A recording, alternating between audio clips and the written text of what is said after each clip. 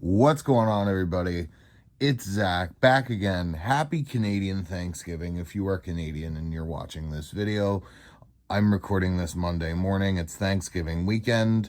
Yesterday, I went and saw the new Catherine Bigelow film, A House of Dynamite. I keep wanting to call this movie A House Full of Dynamite, and I keep messing up on the title. This film, like I said, is directed by Catherine Bigelow and written by Noah Oppenheim. Noah Oppenheim used to be, I believe it was the editor-in-chief of NBC News. He also wrote the film Jackie, directed by Pablo Larraín and starring Natalie Portman. I believe this is his second feature credit.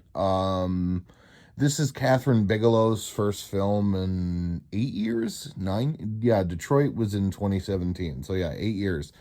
What a film to come back with. A House of Dynamite is a really interesting one. And I have to say, like, I might not fall in line with the crowd on this one. I see a lot of my fellow critic friends praising this movie.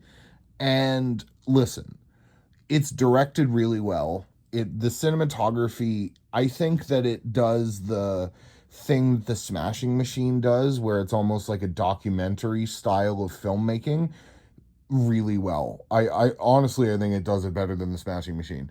But I think that, like I said, directed well, the performances are great. Tracy Letts is a performance in this movie I wanted to shout out first. Tracy Letts is just like one of the best people on planet Earth.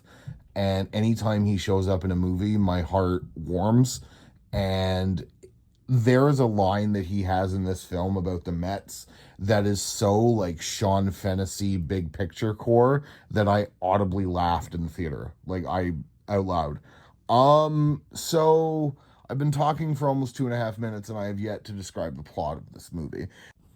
We follow the US in an almost Rashomon style film where we see the 20 minutes leading into a US, not a US missile strike, just a missile that is undefined headed toward the US. And we follow, it's, I believe it was in the Oval Office, it was the Situation Room, and then the emergency like bunker that they send all the heads of state and like department of like Department of Defense people and whatnot. That's another location in which the film takes place.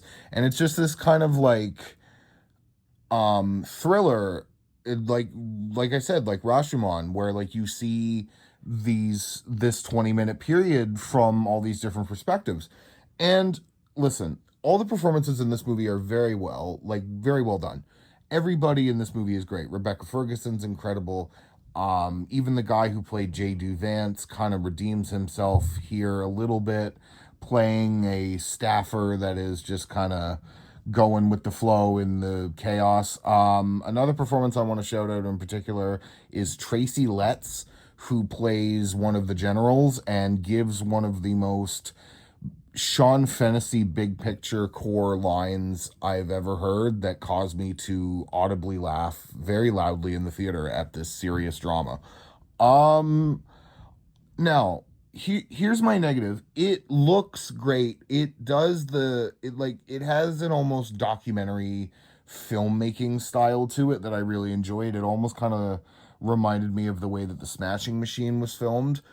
I my criticism with this film is we're thrown into this like hypothetical scenario and we're brought along this journey and shown all these different perspectives, and I came away from the film thinking, like, what was the point?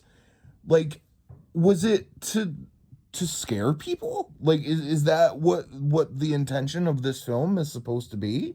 Like, the energy that this film gives off is like, this is the movie that they show like that meme where Joe Biden watched Mission Impossible Dead Reckoning and was scared of AI. This is the movie that they show the president to scare him about nuclear war. Like that's what, or not nuclear war, but like just this type of scenario. Sorry. In the first half of this movie, I was like locked in. I'm like, oh my god, this is gonna be the next like Oppenheimer. This is gonna have something to say, and it just doesn't. Like we get to the end of this movie, and it's just there's nothing there, and it just ends. Like there was literally an audience member in my screening that loudly was like, "What the hell was that?" when the lights came up, and it's just baffling. Like what is in the water at Venice, man? I really don't. With this and Smashing Machine, kind of not. Well, I don't know. I feel kind of out of lockstep with my critic friends here because I see a lot of praise for this movie. And I just, like, I understand it because, like I said, from a technical level, this thing is incredible. It looks and sounds great. It was incredible to see it in a theater, and I hope that you can if you have the opportunity to. The sound mix is incredible. There's a scene at a Civil War reenactment with a cannon that was incredibly loud, and I leaned over to my brother who I went to the movie with, and I'm like, you can't get this shit at home. But yeah, like I said, I just struggle with the fact that there's not really a point to this movie. It doesn't. Like another thing I've heard is that people are calling this movie propaganda, which I don't agree with at all. I really don't. If you see this movie as propaganda, that's wrong. I really don't agree with that opinion at all. Yeah, I really hope that Catherine Bigelow is here to stay because I will happily watch all of her films. I got the opportunity, well, not the opportunity. I noticed that I hadn't seen a lot of her movies going into this. So over the last week or so, I've watched Strange Days and Point Break. I didn't get the opportunity to watch The Hurt Locker, but I've seen Zero Dark 30, and she's a filmmaker that I really enjoy. And so it's nice to see her back, and I hope that she's here to stay, like I said. I'm going to give this movie a 3.5, or not 3.5, 3 out of 5 on my rating scale. I was a bit negative on it, but I just wasn't at, like, I'm not giving this movie a 5 out of 5. Like, I'm not like, holy shit, this is like important and you must see this. I'm just a little lukewarm on it, that's all. I do recommend you check this out when it hits Netflix at the end of the month, or go see it in a theater if you can. If you like listening to me ramble about this movie, please, if you can, like, share, and subscribe, and I will see you guys in the next review. Toodles.